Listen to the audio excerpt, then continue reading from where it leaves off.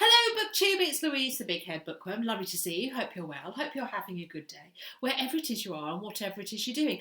Is this too dark? This is the question.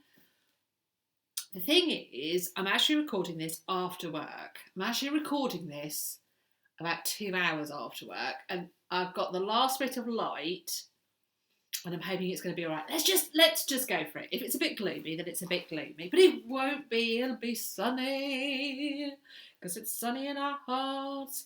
Hello, BookTube. It's Louise, the Big Head Bookworm. Lovely to see you. Hope you're well. Hope you're having a good day wherever it is you are and whatever it is you're doing. I'm slightly demob happy because I finished work for the day. Don't normally work on a Wednesday. I work today because I'm having Friday. Well, I had to. Today was the day that we were going to do the Parkinson's event. So if you remember, I bought a book. Can't remember what it's called. It's upstairs. I haven't read it yet. I bought it because I work in medicines governance across a couple of hospital sites, and we were doing something to promote understanding about Parkinson's medication and how vital it is for the patients with Parkinson's disease, which is a neurological disorder. It's a chronic condition that isn't curable, but it can be managed with Parkinson's, and the medication can really help the patients with Parkinson's have a much better quality of life. And it deals with an awful lot of symptoms. However, it is incredibly time dependent, and patients that come into hospitals who don't get the medication on time end up with increased stay and possible other problems. So we were doing something to promote the importance of Parkinson's medication and the kind of understanding of it. How time dependent it is. So we were going to do that today because yesterday was, I think, worldwide Parkinson's Day, but it was definitely Parkinson's Day in this country. So we were going to do it today because we didn't want to do it on the Tuesday straight after a bank holiday Monday, all this kind of things. Lots of stuff went into it. And then we've got the junior doctors strike, which is putting pressure on the hospitals. So what you don't want to do when you put pressure is being put on the hospitals is do an event, is do something where you're going to ask people to leave the ward and come and visit a stall and talk to us. You know, they don't want to do that because they're busy doing stuff. There were a lot of the clinics, a lot of the hospital appointments have been cancelled, which means that we haven't got the patients coming through, and it's also about supporting those people with Parkinson's in the local area. So there's a whole lot of stuff. So it got cancelled. So it's not cancelled as in never going to happen. It's just postponed. But that's why I was going to work today. Because I said, yeah, sure, no worries, I'll go in and work on a Wednesday. I'll rearrange. Do you not know I've got to do Wednesday reads, friends? No. So I did think about doing Friday reads. It's Friday reads. I'm here on a Friday, it's Friday reads. But I don't do Friday reads anymore. I do Wednesday reads. Wednesday reads, it's Wednesday reads. I can't even say properly. It's Wednesday reads. So yeah. So I thought I must come and record anyway. Especially because it's just me in the house. Well, it's me in the house with my furry friends. I've got a furry friend down there and she doesn't want me to pick her up. I did ask. So would you like me to pick you up and you could come say hello to people? And she went, no. It's Miss Sally. She's just had her tea. If I pick her up, she might burp. Or do other things. So we'll leave her down there. So yeah. So we've got funny light because the light is around the front of the house, not here. How have you been? Are you having a good week? Did you have a good Easter? Do you celebrate Easter? Are you celebrating Ramadan at the moment or observing Ramadan at the moment? If you are, Ramadan Mubarak to you. If you're not, then hello, it's Wednesday. Yeah, here it is. Wednesday reads. Let me talk to you. Now, okay, no washing. In fact, I might put some washing on in a few minutes. Are you somebody that when you come home, kicks your shoes off, pops the kettle on, makes yourself a cup of something, perhaps gets changed out of your uniform if you wear a uniform like I do, and has a little bit of a recuperation before you leap into the evening? Or are you somebody that cracks in, comes in, works, just gets things going, gets things on the move, with the reward that you can sit down later and put your feet up or whatever it is you want to do? Which are you? Are you somebody that mixes and matches? So normally I am come in, kick my shoes off, get changed out of my uniform, have a cup of no calf fruit tea, something outrageous like that, and catch up the day with the husband. That is what I do. I don't kind of leap in and then preparations carry on for the evening. But tonight, I think because it was just me in the house and I had to get things done, and because if I didn't put that shopping away, the cats were not going to do it. And I did ask, I said, Miss Sally, I know we're talking lack of opposable thumbs, but you could kind of shuffle something into a cupboard. Push, kind of, nudge it with that paw of yours, or that backside. But she said no, she wasn't going to do it. So I knew it was just me that had to put the shopping away. Only I was going to get my tea ready. So my tea is actually, it's a heat up thing. So previously cooked it at the weekend. In fact, I must tell the husband what I'm having for tea, because I'm having something he might have planned on having. But I'm having it tonight because it's just me here. And it does need to be eaten up. My excuse is it needs to be eaten up. So I'm having that. I cooked something on Sunday, and I'm eating it tonight. So I'm having that. I've cooking. Tomorrow night's dinner is in the oven, slowly cooking. Yeah, I've already done that. I've got a little bit of washing up to do because of stuff that I've made. So I'm going to do the washing up after this. Do the washing up. And then I'm just going to heat the tea. And then that's a little bit of washing up. Make tomorrow's lunch. I'm going to get it all done. I've put the bin out. If you're in this area, east of England, well, if you're in this village, it's a blue bin. It's the recycling bin. It's already out. It's on the curb, ready. Well, it's not on the curb. It's just off the curb so that people can still go past. Yeah. So I'm so impressed with myself. I think I'm doing it so that I've got the carrot of after this I can sit down and then just kick back. I don't know what I'm going to do, actually. I don't know whether I've got bits and pieces to do this evening. But I think there's going to be a bit of sitting with my feet up and watching a bit of telly. Have a browse, see what's there. Yeah, I've surprised myself. Yeah. So let's crack on, friends, with what I've been reading recently. So I have finished J.D. Robb's Desperation in Death. Good job too, because it needs to go back to the library. So this is a library book, hence it's lovely, a beautiful shiny cover. So is there a fate worse than death? I think so. Karin Slaughter says she's a fantastic storyteller. Not Karin, but J.D. Robb. So J.D. Robb is the pseudonym of Nora Roberts. There she is, the lovely Nora. This is a Lieutenant Eve Dallas story. This is a futuristic crime set in New York, 2060. This is number 55 out of the series. They're not, I wouldn't read the later ones without trogging through some of the earlier ones to get the idea of who the characters are, because it's such a long series. It now assumes that you know who everybody is, and so there's kind of, the characters are incredibly well established, and so and therefore she doesn't introduce them You're just kind of supposed to know who they are, which, having read all of them, I do know who they all are.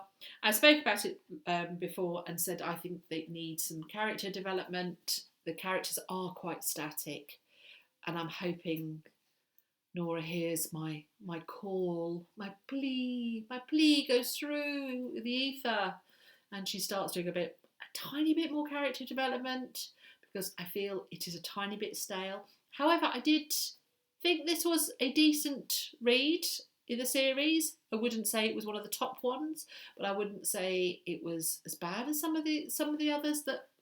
I think it's because some of the recent ones have been a bit meh, but it is better than that. The actual story is about human trafficking, and in particular with children, for adult pleasure. And so it is a very unpleasant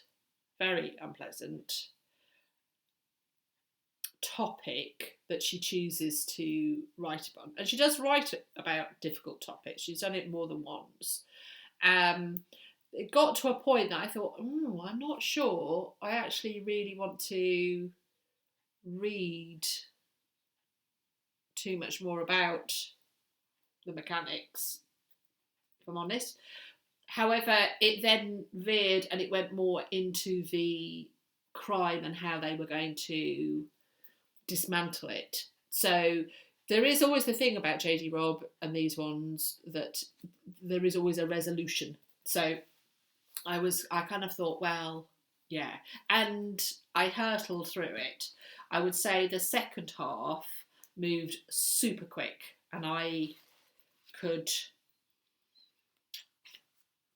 cease my worrying and let it flow. That's how I felt. So, yeah. It has got a bit of a nasty topic, but I think it was handled as well as it could be without too many. I mean, there are details, but there weren't so many that I thought, not interested. It was okay. It was okay. So, yeah, I would say it was kind of better than some of the others, but it's not top tier. Not top tier. And I don't think we've had a top tier for a while. And I think that's because we need some character development. So that's what I have finished. I have also finished an audiobook. I have finished... Oh yes. I succumbed, friends. And... This is Audible. This is Audible, thank you. I succumbed, and Ngaio Marsh, the nursing home murder. So this is the third Ngaio Marsh. Featuring Chief Inspector, one of the two, Roderick Allen. I've got completely lost my mind there. So yes, Roderick Allen. It's set in 1935, so it's pre-Second World War. It's between the wars, set in London. Golden Age detective fiction that I haven't read, which I feel stunned that there is this Golden Age fiction Golden Age detective stories that I haven't read, which is so well known. And this was my first audiobook. I was holding off. I've got the first two on my Kindle. The first one I enjoyed. The second one I thought was better. Yeah, definitely better. Was a little bit unsure of some of Roderick Allen's mannerisms, especially vocal mannerisms. But by the end of the book, I was starting to really, really warm to him as a character, and just slightly falling in love with him. This continued with this one. I think this was a better one. Excuse me. Oh God, it took my breath away. In fact. Oh, excuse me. That's water, not gin and tonic. No, it is in fact water. It wouldn't be gin and tonic. Yes, so this is the third in the series. I was holding off doing it as Audible in case I really fell in love with listening to it and therefore would want to continue with Audible and would continue with the audiobook when I have, is it the fifth or the sixth? And then the next six. So I don't want to kind of then fall in love with the audiobook and then have to go back to the books. It was close. It was close. It was close. Such a good experience. Just adored the narrator. It's Philip Franks is the narrator. If you're interested, that was the one I listened to. And his honeyed tone and when you hear somebody who knows how to narrate a book, when you hear a master, I do believe he was just one of the best narrators I have heard. And his voice and mannerisms and how he just effortlessly, it appears to me, effortlessly played with the characters, and you knew who was talking without having to say, and yet the characterization wasn't so outrageous that you were like, it wasn't so obvious. It was just natural, like hearing two people talking and conversing, and it was him. Oh, such a good narrator. Philip Franks is his name, and his voice. I was going, I know this voice, and then he has been in a lot of English dramas, a lot of ITV dramas, or Cozy Crime, or Midsummer Murders, and I'm sure he's been in a Lewis or a Moore. So he's been in those. He's one that you recognise. He's that kind of character actor. And oh my word, he was just phenomenal. So good. So I really had a great experience. The nursing home murder. Nursing home, see, I kind of thought about, well, the nursing homes like we have now, which is where people go and they are no longer able to live on their own, and so they go to the nursing home. And but no, it's of course it's pre NHS, it's pre National Health Service, and so the nursing home is where you go and you are nursed. It's somewhere that you are nursed. Kind of private hospitals. People had nursing homes, kind of like private hospitals. So so it is actually a politician who gets taken to a nursing home and things happen and there is a murder. Very well done. Really, really well done. Really enjoyed the story, really enjoyed the narration, as you can tell. Job's a good one. So I immediately, after listening to that, I didn't guess. Oh, and the mannerisms. Somehow they didn't seem false. Somehow the kind of verbiage that I was a bit kind of like, I'm not sure, it sounds over the top. It just made sense in the way that the narrator said it. It just was his character. It's just who he is. He's just a fabulous chap. The next one, which is the fourth, Ngaio Marsh, is called Death in Ecstasy. You can't see that because it's just separate. There we go. Death in Ecstasy. This is narrated, I couldn't find one by Philip Franks. This is James Saxon, and some of the reviews said that he is more over the top, more extreme. And I would say, I would agree, I don't think it's as amazing as Philip Franks, but pretty close. Still enjoying it as an experience listening to it. And yeah, really loving Ngaio Marsh. So this is my fourth, and it's not as good as Agatha Christie. I'm sorry, it isn't. It isn't as good as Agatha Christie. I don't think there is the real depth that I love from Agatha. She is still, to me. Can we not do that? What do we say? We say, sorry, mummy, I'm not going to do that. Well, I'm going to have to pick you up now. That's the end of that. Come on, come and say hello to everybody. Yeah. Oh, here we go. This is my Miss Sally. Oh, look. There she is. You're almost as furry as I am. I know, between the two of us, we've got so much fur and hair going on here. No, don't go. She loves being held. Okay, there you go. Look what you made me do. You're right. She's like, get off me. So yeah, that was Miss Sally, by the way. What was I saying? Ngaio Marsh. Yeah, I've read 4. This is my 4th this year. So it is definitely, last year was definitely the year of Patricia Wentworth. My word. How many did I think she's done something like 32, 33. And I think I read 20, 23, 25, something like that. Some strange, just strange amount of Patricia Wentworth's. And I've read 4 Ngaio Marshes already. And I cannot see it stopping anytime soon. So I've listened to, so I'm on my 4th now. I'm on Death in Ecstasy, which is 1935 again. And this is much more to do with a kind of unusual religious sect. And somebody takes a drink. One of the celebrants has a drinks from a cup, and then things happen. So yeah, I'm about 1/3 of the way through that, and it's fab. Reading with my eyes, I then picked up the Karin Slaughter that I got from my mother-in-law. Girl Forgotten, a small town hides a big secret. Who killed Emily Vaughan? Yeah, it's good. I'm on page 64.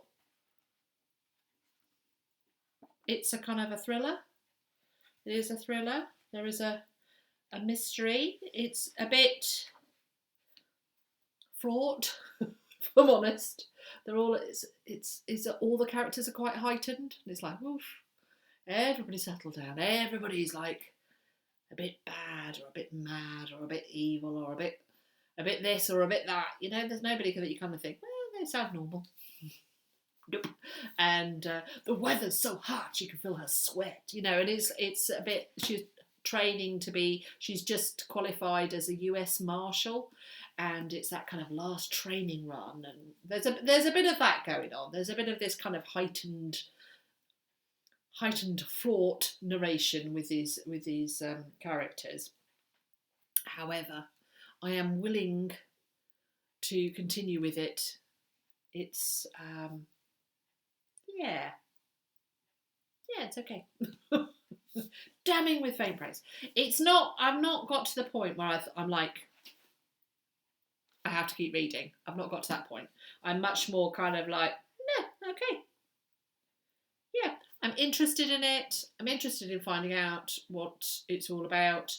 I'm hoping there are perhaps some likeable characters somewhere in it. But I can imagine it's going to be a quite quick read. So my mother-in-law got it from Tesco's. However, I did notice this. When I took the dust jacket off, much nicer. Yeah. So yeah, there we go. That's what I'm currently reading. So there we go, friends. You're all caught up. And the light really is going. So I think we'll call it quits here, because I think it's just going to start getting quite dark. And I will say thank you for coming along.